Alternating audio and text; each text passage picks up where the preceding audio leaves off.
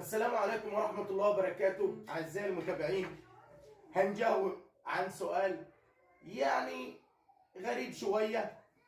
النهاردة كنا بنتداول الكلام، وحد اتكلم معانا في المكتب في قصة.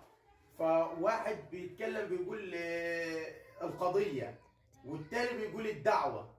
النهارده دعاني الكلام لان انا اقول لك الفرق ما بين الجريمه والقضيه والدعوه.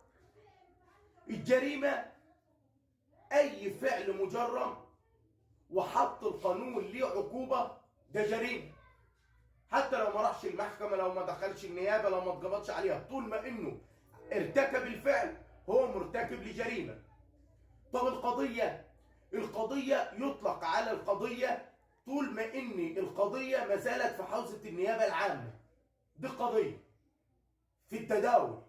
قضيه طول ما انها في حوزه النيابه العامه وما زالت في التداول فدي قضيه. اما لو نزلت عند القاضي وتداولت في الجلسات دي بقيت دعوه، سواء دعوه قضائيه، دعوه جنائيه، دعوه مدنيه، الدعوه اسريه في محاكم الاسره، دي تقال عليها دعوه وليست قضيه. هنا فرقنا ما بين الجريمه وما بين الدعوه وما بين القضيه. انتظروني في فيديو جديد ومعلومه جديده.